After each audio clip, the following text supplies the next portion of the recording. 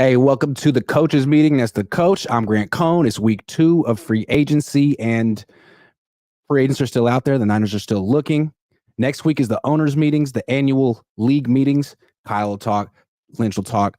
But until then, we're still in free agency mode. And today the Niners are meeting with free agent safety Julian Blackmon, who is a good starter. Played for the Colts the first 4 years of his career. I mean, whether or not the Niners get him, I think it kind of is a window into what they're looking for right now. A starter, a safety. Yeah, for me, it doesn't bode well for Talanoa Hufanga or the earlier reports that we heard in the offseason, which was that that Huff was gonna his job wasn't promised to him. He was gonna be fighting for his job coming into camp off of an injury. So you know, a little bit of this you can look at it two ways. One way you could definitely be negative and feel as though that, hey, the gauntlet is out. They're not happy with Huff. Obviously, it has to be Huff. He's coming off the injury, and they wouldn't dare get rid of Jair. They just got him, and he's got the latest tape. But you can look at it that way, but then you can also look at it from a standpoint of that he really is Blackmon is going to be the actual free safety. Like, he really is a one high single safety where he can play a skill set that's outside of both Jair Brown and Talanoa Hufanga. So right now he's a get. I mean, outside of Huff, taking like the sentimental side out of it, we do need this guy. We do need to sign him. We have a huge glaring hole at free safety, in my opinion, on the defensive side of the ball. And if we don't, then we're relegated to the draft to be able to fix that. And whoever they get in the draft is going to have to play. So this is the youngest, most game viable guy that's walking through our building right now. Like you said, he's a prior pick in 2020 by the Colts. Started for them right away. He's a guy we need. It's more than a want. It's a need. And I think, whether or not they end up with Julian Blackmon, they've looked into Rayshon Jenkins. They're clearly trying to do something different at safety, which is interesting because new defensive coordinator. And so far, Brandon Staley seems like he's put his imprint on the defense a little bit. Leonard Floyd is his guy. He developed Leonard Floyd. He tried to get Eric Kendricks. I wonder, though, is this Nick Sorensen's vision? Like, he's a DB coach. He's been a DB coach for a long time. Maybe his stamp on this defense is a different look at safety. Maybe he wants someone at free safety who covers a little more ground. Maybe he wants the ability to play a little bit more single high, which is interesting. That's his whole background coming with Seattle.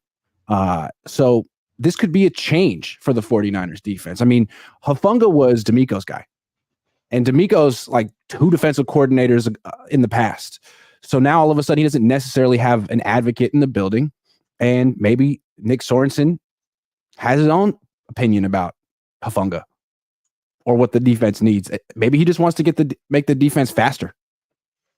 Well, okay, that's one way to look at it, but also you also can look like making the defense younger. We just haven't had a really good free safety back there that can actually tip the game and make a difference. Gip was good for us when we first got him, but he started showing his age as the season went along.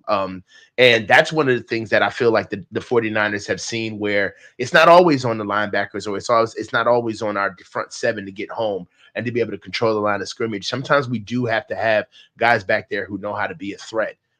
So, I look at it from the standpoint that it is a glass half full situation, because I don't necessarily think we were really good at free safety last year. We can only go up from there. So it's a get. We need it.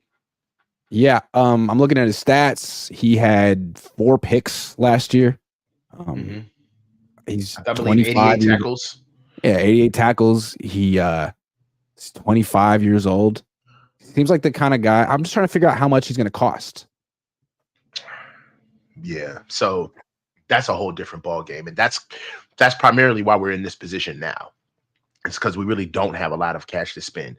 As a matter of fact, I don't know. Me and a couple of guys have been checking as of late, but I've been looking on Sports Track, and Over the Cap. Have you seen Leonard Floyd on our books yet? I have not seen him on our books. So we don't know like what the specifics are, actually what he's going to take up.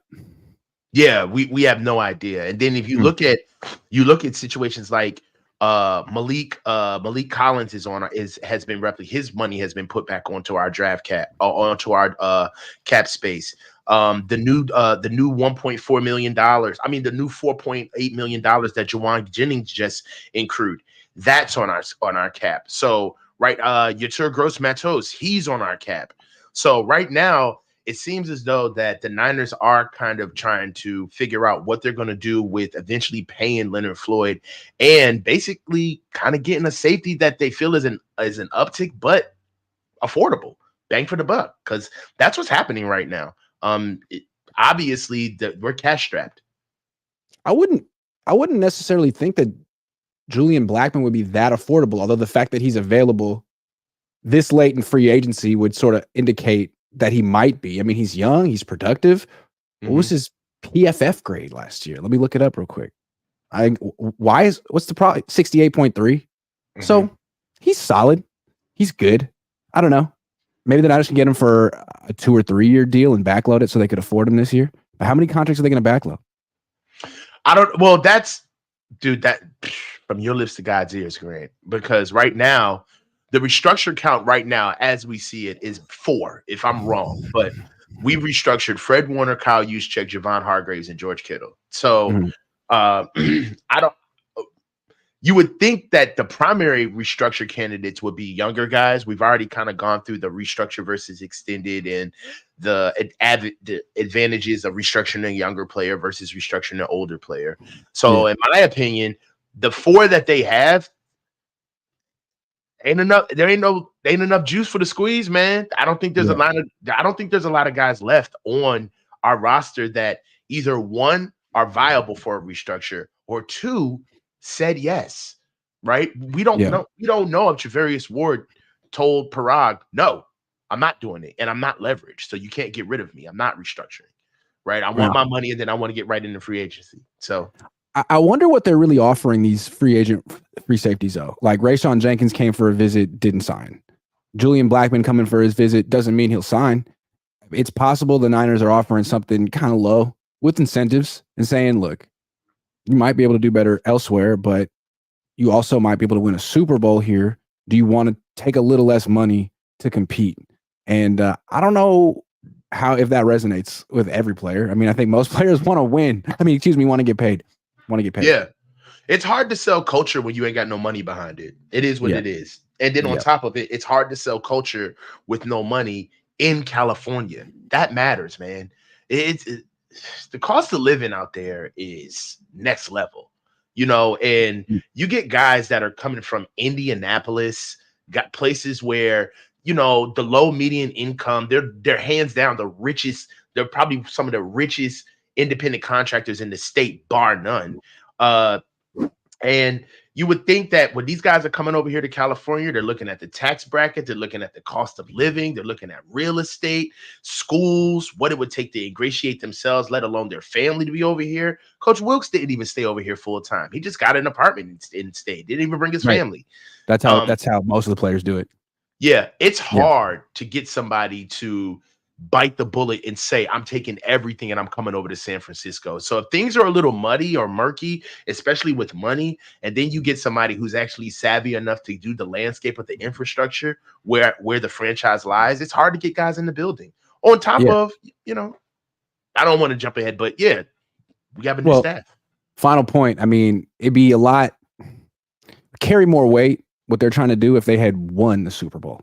You might get players signing on your team for cheap, but you lost and you blew the lead again.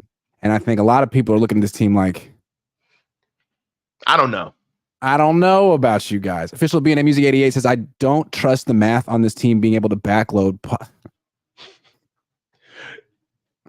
contracts, quest for clerical error. It's true. All these restructures, make sure you get the details right. Okay. Deebo Samuel recently tweeted. Let me get the tweets up. Let me get the tweets. Pull them up. Let me get the tweets. Okay, Deebo. So he doesn't tweet very often, but yesterday he just had enough. This was about 24 hours ago.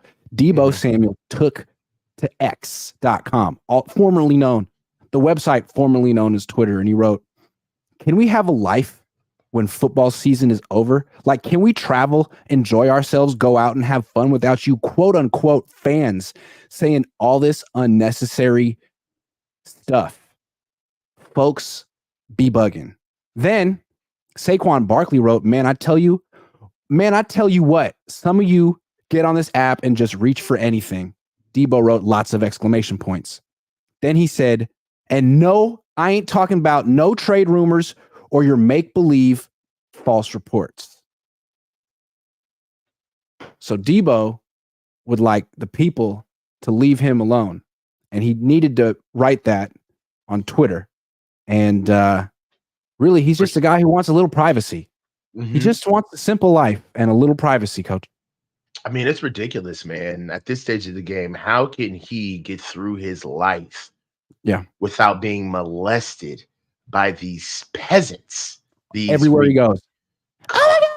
These hangers on. You know what I mean? These complete knuckle draggers. Like, I don't know. These are one of these moments where where money doesn't make your status. We forget that these dudes are kids. They're not all the way there. You know, they have a lot of money. They have a lot of access. You know what I mean? They have all of the trappings that would seem like they have a full and functioning life. But every once in a while, we get reminded that they're incredibly young with more money than most of us will ever see. And sometimes you make mistakes and you get on social media and you think people care about what you have to say. And that's the way I see that kind of stuff. Like, you know, it's kind of like, you know, the Chappelle joke where it's like there's world hunger going over and like there's a bomb that just dropped down and it's like, let's see what Ja Rule thinks. Well, we need to hear what Ja Rule thinks. It's just like, I really don't care what athletes have to say outside of playing football. You're going to have to actually show me who you are as a person for me to actually like want to know about your decision making and, you know, anything outside the actual game of football. On top of the fact, it is amazing that he's going to have a show with cameras following him all around. So that's going to be amazing. Yeah, that's what I wanted to say. Like, you kind of let Deebo off the hook saying he's like a young man. Like, he's 28. His brain is fully formed and he's smart and he's going to be on a reality show. And he's never, ever, ever shied away from at any point in his career. He's just really quite. Oh, I am? That's always fun. This laptop I bought is pretty weak. Nah, you're good. Don't you look so big. I spent like $800 on this laptop to like get upset when I have 5 tabs open. It's like, come on. Oh my God. Am I better now? Yeah, you're better. You're better. All right. Yeah, man, like Deebo is starting to enter George Kittle territory. Like, at least George doesn't, you know, hide the fact that he likes the attention. Deebo's over here being like, please, no more cameras. No more. I just, it's too much. It's like, man, there's like one paparazzi following you around sometimes, not at all. No one's hounding you. What do you think experience Deebo had? Did he just log on Twitter one day and read some stuff and decided that he's being harassed? It's like you opened Twitter. No, I mean, a lot of that stuff is subtweeting, right? And a lot of like them talking out loud is them basically having a conversation about something that most people know about, and they're speaking to it in a indirect way, and they're just hoping that people will latch onto it. I mean, you know what's great about that? It's not the tweet, it's not the correspondence from Deebo, but it's the responses in defense of Deebo. Like those are the comments that are the best. Like, I don't care about Deebo's tweets, but I love all of the comments like, Deebo, our Lord and Savior Jesus Christ, we forsaken thee. Please forgive us for we have sinned. Like, all of those tweets, like, Deebo, don't worry, bro. They're not like us. They don't understand who we are, Deebo. I'll defend you, Deebo, because I love you, Deebo. I love you, man. And I know who you are, but you don't know who I am. But I love you, man. And forget all these people on this app because you the man. Like, it's a lot. It's a lot of glazing. It's a lot of glazing. Isn't this the second time that Deebo's taken issue with Niner fans? Well, I don't know Niner fans in general, but wasn't it before he got his extension? He was really upset with Niner fans. He unfollowed the team. And yeah. Man, Deebo Samuel is just out at a coffee shop trying to read his book, trying to be incognito, and people won't leave him alone. I think it's terrible. If you see Deebo in public, leave him alone. Don't say anything to him. He's just trying to drink his latte. It's erring on the side of harassment, guys. At this point, it's too much. He didn't ask for this. No. He didn't ask. It's not like you see him courtside at the Warrior games. Like, he's a very low-key guy. It's just him and Andrew Luck low-key building stuff.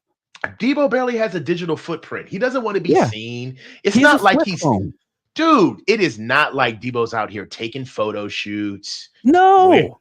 He doesn't wear an exorbitant amount of costume jewelry. No, he doesn't wear designer clothes. He doesn't wear designer clothes where he looks like an urban Power Ranger. He doesn't do any of those things. Very understated with his he's muted, subdued. And he really just wants his privacy outside of football, guys. Really leave Deebo alone because he does not want any attention whatsoever.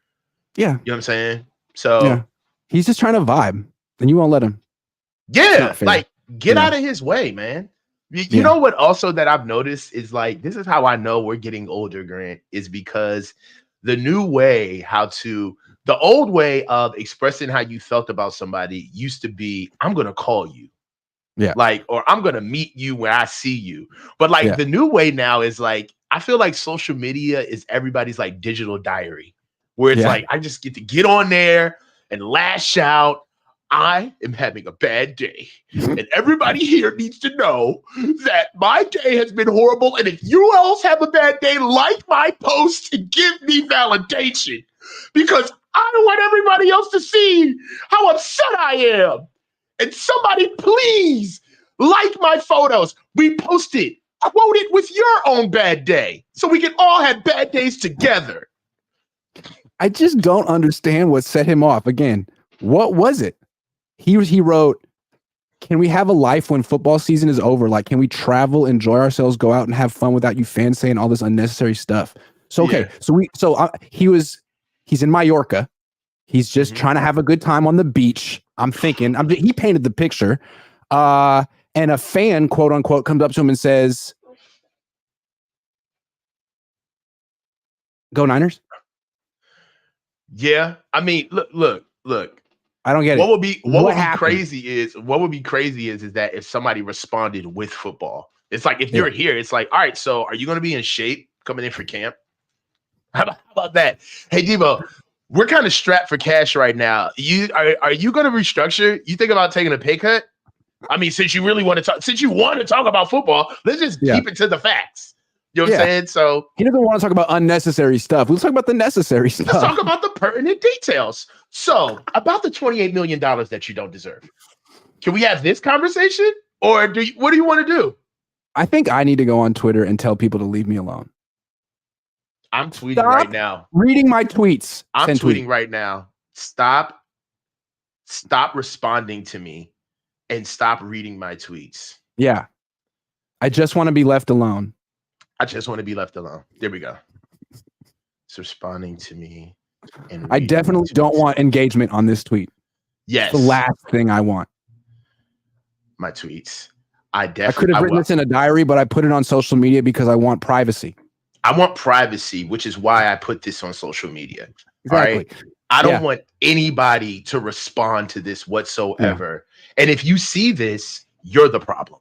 Yeah, I'm just not I'm a football player, but when the season's over, I'm not trying to be in the spotlight. And on a completely unrelated note, watch my reality show in a few months. Okay. Moving on. Schiff says, if number one wants privacy, go to MT and work in the library. Well, what do you think he does in the offseason? He's in a library. Fans come up to him and say, Deebo, I love your work on the football field. And he says, I'm working my other job now. Can I live? Don't you see me working? At work. Man at work. Stop talking to me about my other job. You know what? Also, I've been meaning to bring this up. way too much pressure for me to carry out the boombox in front of the team every week. Okay. It's something that I really am uncomfortable with. Yeah. All right. And I think that Deebo has done enough with carrying the burden of being a front-facing member of this team at all times. Somebody else needs to pick up the boombox. Yeah, because he doesn't Deebo's want had to enough. do that. Quite He's frankly, he's an introverted shy guy. They're it's forcing enough. him, and he actually has anxiety about it. Dude, it's emotional fatigue. How much can you ask him to get geared up for that? I mean, can you honestly expect him to play with that much of an emotional dump before the game? Dancing, holding the boom box, being in front of everybody? He's just not a look at me guy. He's not. He's not a me guy whatsoever. And I wish that we would stop trying to get things out of him that just aren't truly his character. Like, it's ridiculous. Official BNA Music 88 says, best Glazer, Krispy Kreme or Weird Niner fans? Krispy Kreme. Mm-hmm. Fish and Chip says, maybe the fan asked about beating the Chiefs DB. That would have been a pertinent question. Like, what happened against Trent McDuffie? Deebo feeling the fan support moving towards BA. That's been out there. That's true. I feel like most Niner fans, if you ask them like, hey, should we trade Deebo or Aiyuk? Deebo. Yeah. You know what's funny? It's like if you would think about it, he's getting paid $28 million. You would think that he would be the quietest person on the team. Like, you guys handle that. Yeah. I'll show up in camp, in shape. I'm just working out. Exactly. I'm just working out. I'll be here all the time. Grinding. Yep. Thank you very much. Really, really like being here. Yeah. Thank you, fans. Thank you, front office. Awesome, love Jed York. Love the faithful. Yeah. I thought that he was going to be good with the number switch. It was kind of like a good little propagandist move. Like, switch my number. Be happy for me. Come on. I need all of my shills. Come on. That's true. He ruined New the year, fantasy. new me. New year, new me.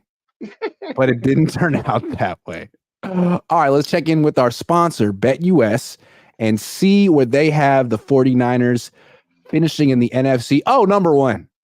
These are the odds. Niners plus 230 to win the NFC. Lions plus 550. I want to put a bet down, but I don't want to bet on the Niners. I feel like that's terrible odds. Even if they should be the favorite, I want to bet on more of a long shot. And I know who I'm looking at right now. Who are you looking at? Right now is a long shot for the NFC to win the NFC. It doesn't have to be too much of a long shot, but not one of the top. I don't like the top four. Falcons. Maybe Detroit. The Falcons. That's real long. That's real long.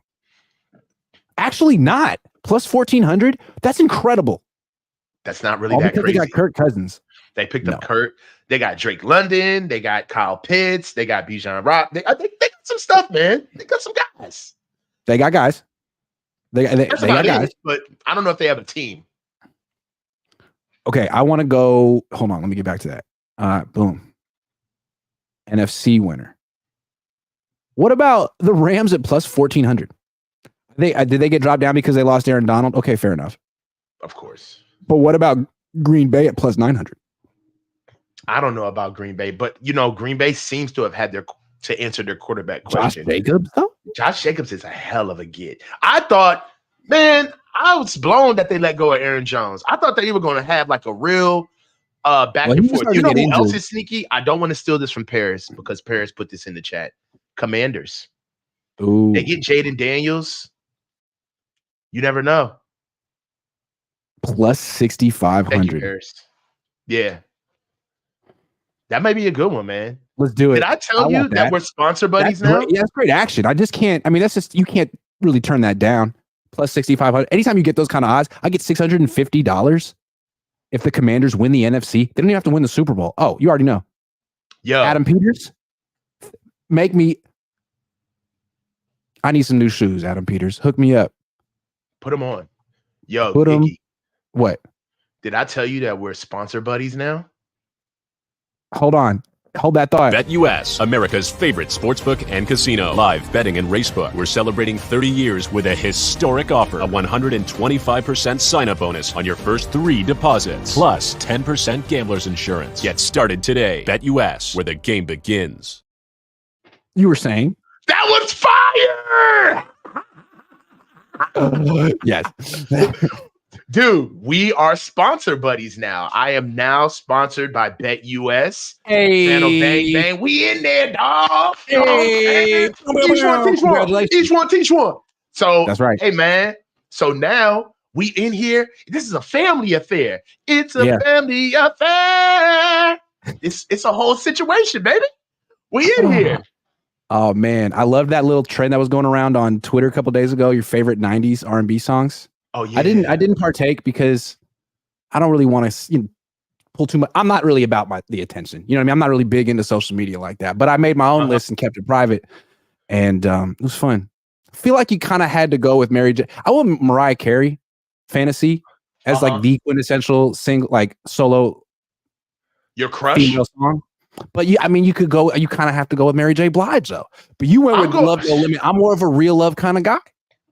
Look, man, I am an old school '90s R&B guy. My groups, I'm a live band guy. So my favorite group is Mint Condition. That's my group. Pretty Brown Eyes. What Kind of Man Would I Be? You Send Me Swinging. Like, you know what I'm saying? Like, these are the things. These are the things that set the mood, baby. I'm telling you, Mint Condition. 112. Anyway, let's move on. Oh, yes. So the Niners, this is their first off season with Kyle Shanahan and John Lynch here without Adam Peters.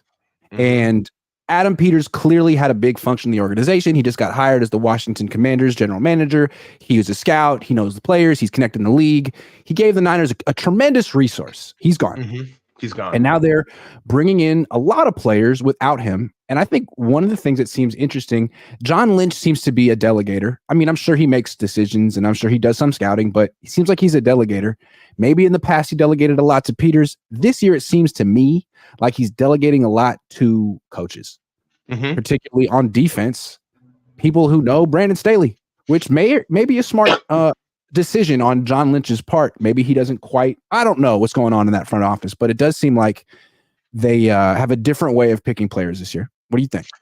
Yeah, they do. And right now, this is a take that I'm actually kind of piggybacking off of Jesse, where, you know, the Niners love to bake in backup plans, contingencies, plausible deniability with the decisions that they make.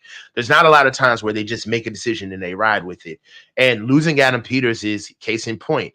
They lost Adam Peters finally. It was kind of something that we all saw that was moving in that direction. And then they replaced him with Tariq Ahmad and RJ Gillen, who were prior pro personnel, college and pro scouts. So they took two guys to get together to replace Adam Peters. Now, I understand that styles make fights. We don't have the same price tag or budget to go out and go get the players that another team would. But it is something to pay attention to with the types of players that it seems as though that Adam Peters had his name on, that he would get and bring into the organization, and to pay attention to what John is doing now when he's delegating, because right about now, for all intents and purposes, he's kind of flying solo. Like, he's not Martin Mayhew's not in the building anymore. Adam Peters is gone. He's got these other two scouts that he's uplifted. So really, it's on John. And I think that this is a section of the offseason where we've gotten a little spoiled with having so many names and guys that we know inside of the front office handling business. But this would be the first time where, as far as our offseason is concerned, this is really a John and a Kyle affair. This is them. Yeah, and it seems like that's an effective strategy for free agency. I mean, you can ask your position coaches, who do you like? Brandon Staley's worked with these guys, some of them. So that's great. What about the draft? It's going to be interesting to see how John Lynch does without Adam Peters in the draft, because I don't think you really want to lean on Kyle Shanahan for that. I don't know about Brandon Staley. It seems like this is where you need your director of scouting and your scouts to trust. You need to trust them. You need to let them do their job, and you need to trust them. Okay, well, let me ask you this, Ig. Like, for what it seems, every time we go through the draft, there seems to be this disjointed narrative that we seem to just sweep away, right? And every draft, there's always, well, Kyle always wants his guy in the third round, i.e., a running back, or oh, in the very first couple of rounds, these are the things that we capitulate to John and Kyle for what they need. But then we use the rest of the draft to kind of explain away the high draft picks that they know are not going to work for them, and that we're going to get developmental guys on the back end to bring them up.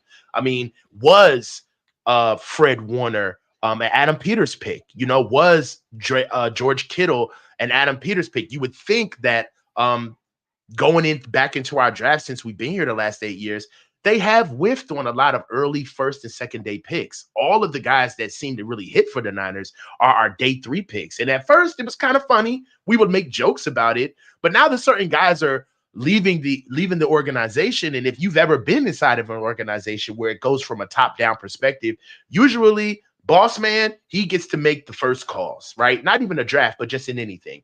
Your boss is going to make the first or 2 situations on the task. But once you kind of get the hang of it, he leaves managerial staff and everybody else to kind of handle the rest of the endeavor. In this case, it would be the draft. So it's coincidental that it seems as though that we don't really hit in the front end of our draft, where you would think guys like John, Kyle, ownership would really have their hands on high price assets and picks. But lower picks, where these guys are probably looking for their tea time and sipping Mai Tais, is when the real work is done. And that's where you start to see the success in our team. We'll see this year if that bears out to be true. Also, it seems like, the last few years, the Niners made some big signings in free agency. Javon Hargrave, Travarius Ward. This year, not so much. More like cost-effective guys in their early 30s or trades. Meanwhile, Adam Peters in Washington has made some kind of big additions. Nick Allegretti, Tyler Biadasz. That's a big deal. Dorrance Armstrong. These are some bigger additions than what the Niners did. And maybe an influence of it being gone is more of an emphasis on being, prudent. Financially, which is good because the Niners have shelled out some crazy contracts the last few years. Yeah, I agree with you, Grant. That's a really good call, honestly. Maybe sometimes a light pocketbook is the true governor that we need to keep us honest, Yeah.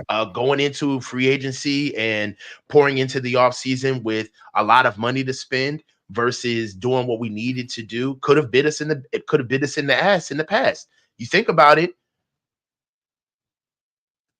This year's draft, this year's offseason with what they did in free agency, I feel like they could have did this last year. They didn't have to sign Javon Hargraves. They didn't have to go and get the number 1 free agent defensive tackle in the draft this year. They could have went, and of course not the same names, but they could have did this. Go ahead. Right. Like signing Hargrave doesn't seem like something they would do this year. It's so counter to what their modus operandi is this offseason. So I wonder if that's just them reacting to where their roster is or the influence of being on their own with Adam Peters. But so far, it seems like they haven't ruined the roster, and I got to give them credit for You're breaking up, buddy. That's Yeah. Sorry, was I breaking up? Yeah, you're breaking up a little bit. Yeah. All right, sorry about that. Super chats. Lorenzo Madrigal says, I believe it was a response to a Saquon tweet. It was. SF Bay Drummer says, that means you guys would ask Shohei Otani for betting advice. Bad look for Shohei. You don't know about that? Shohei's killing, man. Shohei's, he's making like $700 million, isn't he? Oh, you don't know? No. Oh, you should look that up. I'm not going to talk about it. You should look that up. All right, I'm looking it up. You should look that up. All right. How did you miss this? Oh, this is great. He doesn't know. He doesn't know. About what happened today? With Shohei? Huh? Yesterday. It happened yesterday. You have no idea. It's going to blow his mind. We all get to watch the coach learn the news about Shohei Otani in real time. Watch. This is great. Google it. Shohei. What is he in the news for? What did he do? Just don't say it. Just react, and then we'll move on.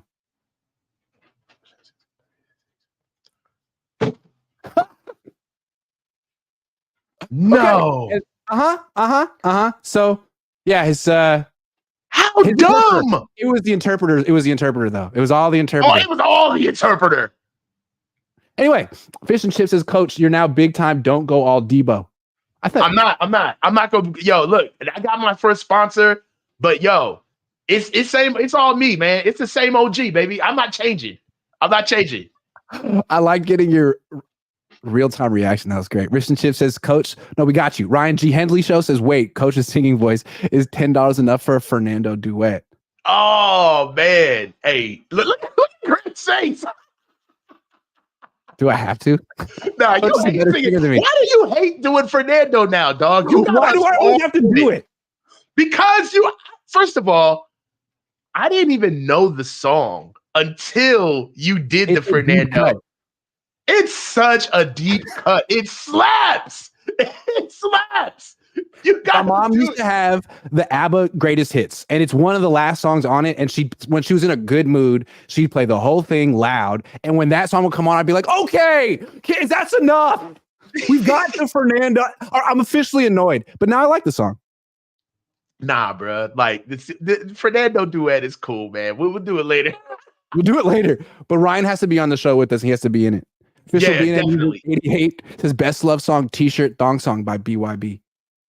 Oh, look at you. He from around my way. That's my backyard, man. Oh, okay. Yeah. He's from DC. That's a deep cut. That is a deep cut. For the best male solo R&B song in the 90s, I went with Genuine Pony, which might be kind of like too obvious. I mean, it's kind of a silly song, but it's so iconic. But I went think for Jodeci Fiendin'. Well, that's the group song. I went with that.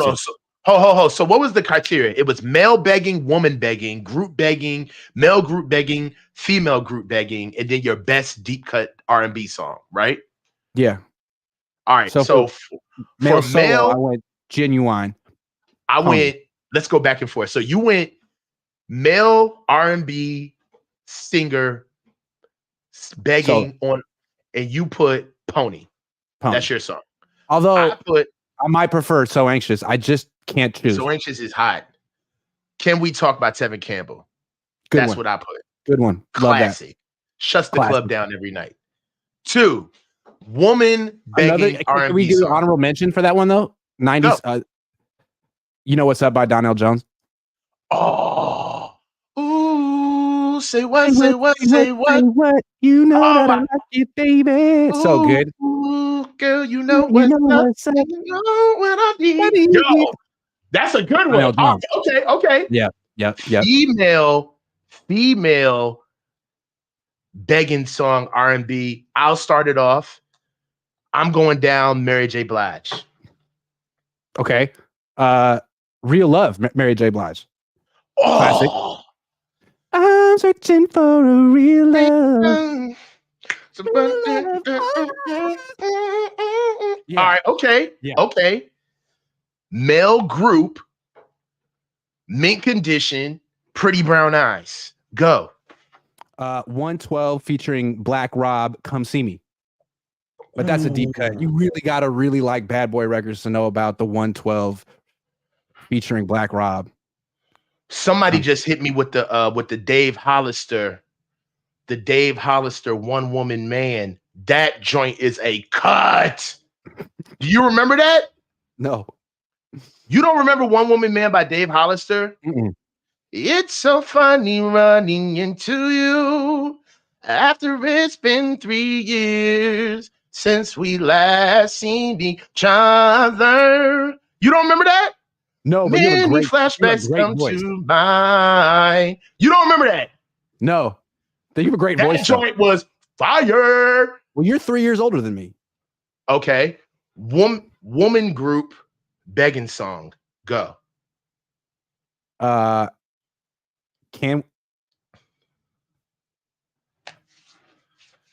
was it again? Hold on. I sent it to you. Why am I blanking on what it's called? Mm-hmm. Can We? Yeah, Can We by SWV. Can we? I got Escape. Who Can I Run To? Who can I run to? Get him, Greg!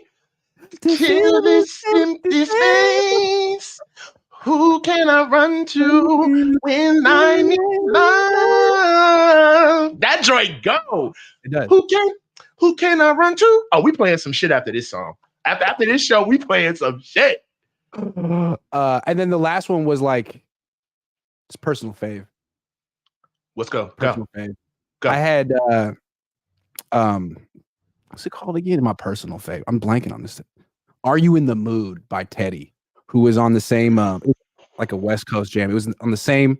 I mean, Drew Downs on the song and Yuck Mouse on the song, but it's still a very romantic song. We gotta stay 90s. We gotta stay 90s. I'm gonna go with Player by 112. I like it.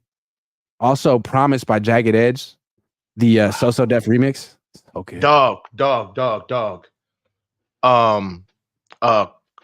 Carl Thomas. Emotional. Who's the one that did that son. song? Nah, never mind. There's a lot of good ones on Bad Boy. Summer Rain by Carl Thomas. Come on, son. Thomas.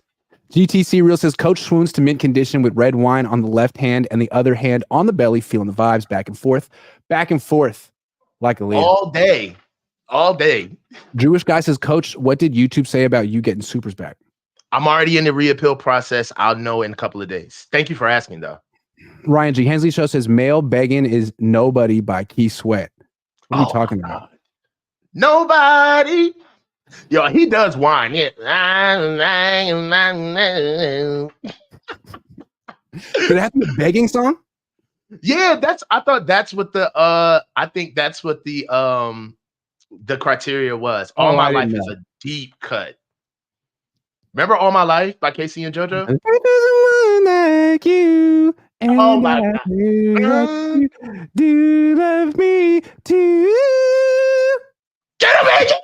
That is not a deep cut, man. They played that that was the last song at every You know what? That was the song of the summer. That was the song of Yeah. the summer when it came out. That's so true. Yeah. Okay, moving on. Does Brandon Aiyuk have leverage over the 49ers in this situation? He wants money. Uh-huh. They want to pay him less. Talking about a trade. I don't know. What can he realistically do here? Well, In the spirit of R&B singing, no. He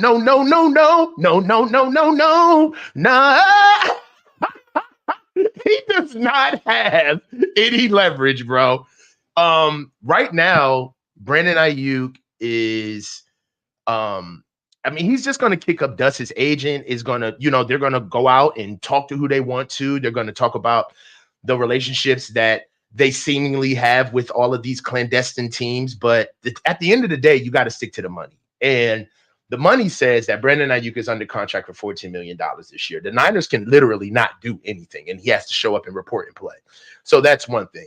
Secondly, even if he was to play this year, they can still franchise tag him next year. So he's a solid 24 months away from being able to make any type of decision. Now, we could hurt ourselves by having such a bad situation with trying to get this guy paid that by the time he is ready to go, then he's as good as gone. He's walking out of the door.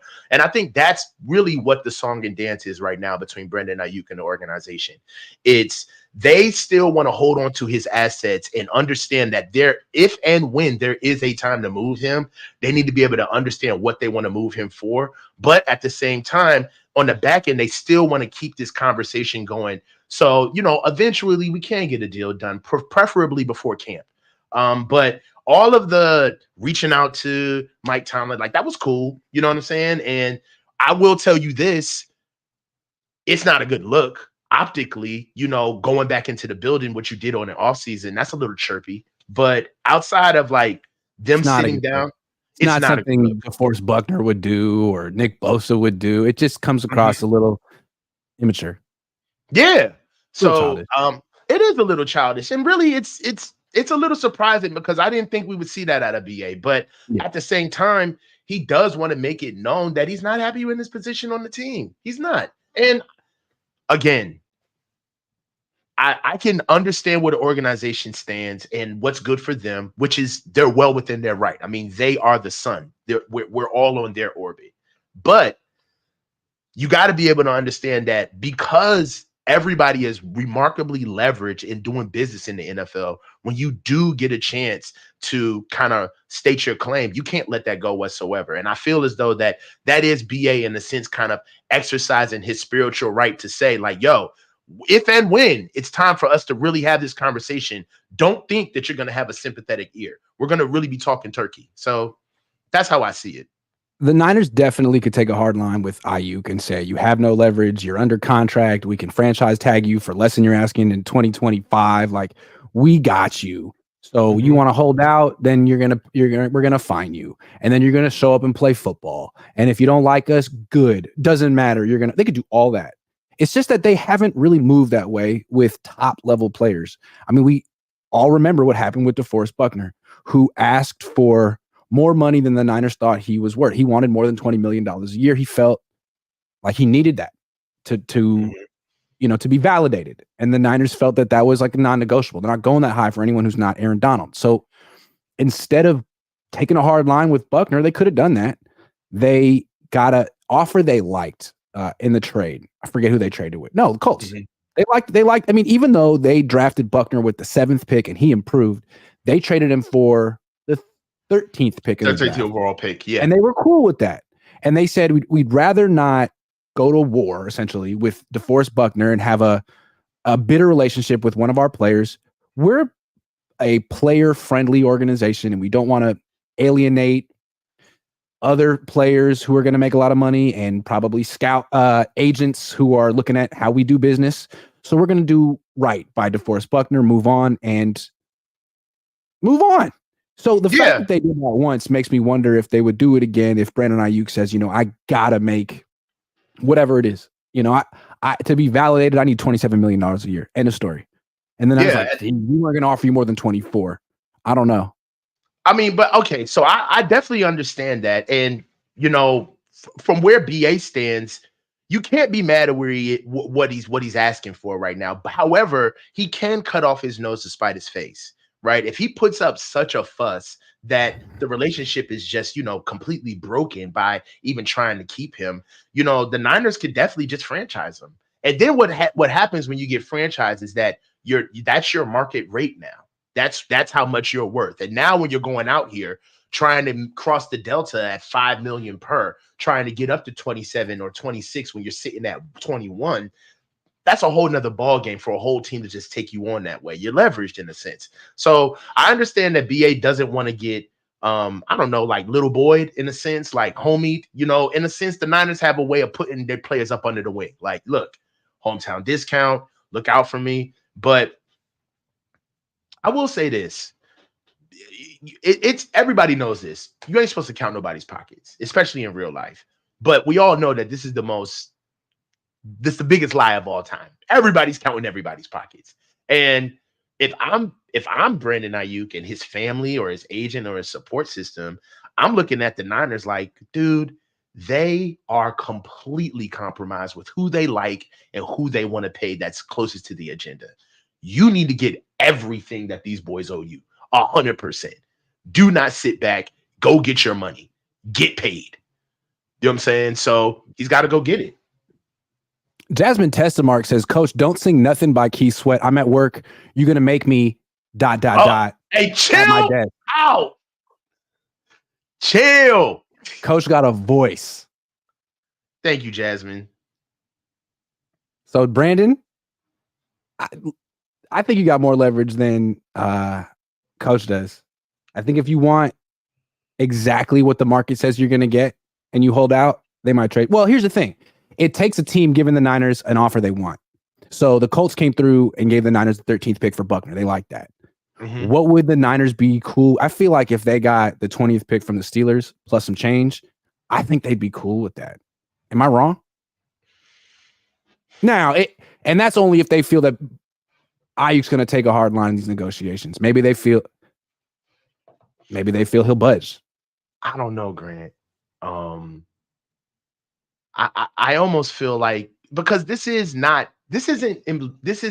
usual correspondence that we get from BA, right? He's not necessarily going out there always reaching out to the public. And when he does reach out, it's for a purpose. Mm-hmm. I just feel like he sat back long enough to kind of watch this regime, right? And it was already in place before he got here. And I feel the attitude, the energy that I get from Brandon Aiyuk is that I'm not to be played with. Y'all gonna pay me. Y'all are gonna pay me. You know what I'm saying? And I have no problem with leaving and rolling out. Yeah. Keith Murphy, the Unbeaten, says Fiend and Jodeci. Yeah, it's one of the greatest R&B songs ever. One of the greatest songs of all time. Of all time. Like a quarter of the world has been born to fiending, and has been conceived to fiending, and they don't know it. I can't leave you alone. Come on, man. Take my money, my house, and my car. For one hit of you, you can have it all, baby. Let's go. That song is fire. My house and my car. Come on, take my money. Uh-oh. It's so sick with it. My house and my car. You gotta put the ugly face on. You gotta really put the Jewish guy says, Coach, what did YouTube say about you getting the supers back? He's applying, yeah. Keith Murphy, the Unbeaten, says, GOAT begging song after 7 ready or not. I'll give you the sun, the moon, the stars, and the world, and even more. Even more. That is true. He was trying to give him the entire universe. All right, the Niners have a Super Bowl window, and they're focused on getting through it. But Coach looks at it a little bit differently. Fine. Well, it's we've been going through the years of missing the window, and I feel like year by year, we've started to diminish our expectations into not necessarily living up to the standard of who we are as a franchise, as a dynasty, but more or less, we've kind of turned into a one-off team where we're just literally begging for a Super Bowl. It's almost like being in a relationship where you think to yourself, all right, we're in this relationship where you have 100% of the responsibility of yourself in this relationship, and so do I. And then you start realizing that there's things that you do for each other is the reason why you're even in the relationship at all. And what happens is that you start kind of capitulating for the smallest things when really you forget your worth in the relationship to begin with. And I feel like that's who we are as Niner fans with this regime. We've been losing and failing at blunders of making sure that we reach our true fruition as a team, that we're almost kind of just begging just for the win now. Like we literally just want the Super Bowl. And the truth is that if we would have done this the right way, we're not a great team trying to get over the hump. What we've done is we not only missed the window, but we've erred on the side of wasting a dynasty. If you look at what we've had on this team since 2019, and we've been in the Super Bowl since 2019, I understand that you don't go every year. The Chiefs haven't been every year, all right? And I don't understand. I understand that when you go every year, you don't win. Neither have the Chiefs. But at the same time, you looked at these guys where they've come in young, they're getting older in front of our faces, and now we're actually chipping away at the core pieces of this team. And you have to be honest that it's not a window if we don't win a Super Bowl that we missed. It's not a season or an opportunity that we missed. We completely blew a dynasty. This team, with how good they've been against this NFL, we should have been to the Super Bowl at least twice and at least won one, at least. So I just feel as though that's kind of like the dirty secret that is not really being highlighted, is that when we look at it for a one-off position, it's easy to go back to the next year and say, oh, well, you know what? They're all in. They're buying in. They're bought out this year. But it's like, yeah, they're bought out this year, but look at what we've lost. Look at all of these years gone. And I don't know. I asked you this before, Iggy. Tell me what team can't get over the hump for 8 years and then they finally get it and ride off into the sunset. What franchise, what regime has ever done that? Right? So we're more erring on the side of looking at the end of this team more than we are trying to finally start it up. It doesn't work that way. Yeah, I mean, they've had the same core for 5 seasons and they haven't changed much about it. And their attitude the whole time was, we're the best team in the league. And it's going to bear itself out. And it hasn't. They've lost 2 Super Bowls. They're not the best team in the league. It's looking like their core group, whatever they've built doesn't work. It's not quite good enough. And it kind of makes it look like they've been lying to themselves the last 4 years, that maybe when they lost the first Super Bowl, they should have really looked in the mirror and been honest with themselves about what they did that contributed to losing, because all they said from Jed York down was Nick Bosa got held. That doesn't help. You're just putting yourself essentially in a victim position. We got screwed. Well, you know what? That's your legacy. Yeah. Yeah. I mean, if you look at just in years past, it was the revenge tour, then it was the quest for 6, then it was the, reload. And it's like, nah, bro, like these are years missed. We've had teams where this is the part that I honestly don't think that we're going to grasp until all of this is over and the dust is settled, is that it's not the fact that we didn't win. It's the fact that we were supposed to win. Yeah. We were supposed to win. Yeah. Right. We're the best team in the NFL, hands down. And we were supposed to win and we didn't. So, right now we were talking about, like, if you don't think that matters, if this is all BS, what I'm saying right now, then why were we warning ourselves about these years 3 years ago? Remember, after the 2019 season, before we know COVID was going to be a thing, bro, we got to get this together, man. We get this training camp is coming. This salary cap is going to be through the roof. We can't keep everybody. Guys, it's going to be crazy. Then we got a reprieve. COVID happened. Basically, there was really no market. Everybody came back. Hey, guys, we dodged a bullet. We really got to get it together. What happens? End up picking up Christian McCaffrey in the middle of the season. You know what I'm saying? Hey, guys, this is the year. Then Brock Purdy comes. We keep getting reprieve after reprieve after reprieve. And we think that it's just, bad luck. It ain't bad luck. It's who we are. Ralph wants to put a little exclamation point on it. 19 points in regulation. I still can't believe it. That's true. That sucks. 19. And that's the thing with the Niners last year. They moved like they had this elite offense, and they were scoring 30 plus game after game after game. But anytime they faced a excellent defense, they scored like 17 points, 17, 19 points. So how good is your offense if you can't even crack 20 when you face a legit defense? There's like not even that many legit defenses in the league. Whenever you face a legit defense, they got the better of you. Well, let me ask you this, Ig, like, what have we done differently on defense? Like, what has changed?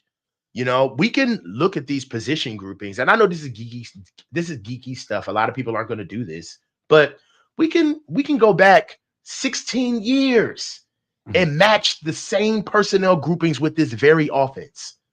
We can go back and go look at all of the players that had been, was the Deebo Samuel 15 years ago when Kyle was running an offense?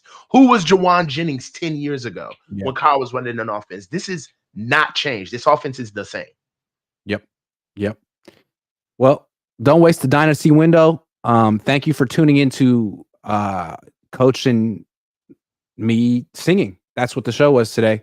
Probably going to change it in Coach's meeting to Coach's karaoke. He killed it. You killed it, bro. We sing all the time, bro. No, you killed it. I was over here messing around. You really can sing. That was incredible. Coach is going to have a spinoff YouTube channel starting next week where he just takes requests. Nah, you guys are nuts, man. Nah, singing is something that's cool, man. It's just my whole family. I come from a singing family. Well, we know Jasmine Testamark will be your first subscriber. Thank you very much, everyone, for watching. I will see you guys tomorrow. Remember, I'll be doing a show with Jose here on YouTube, but then Cohn Phone tomorrow, noon on playback.tv/CohnZone.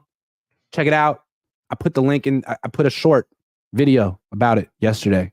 It's going to be cool. Come check it out. See you guys.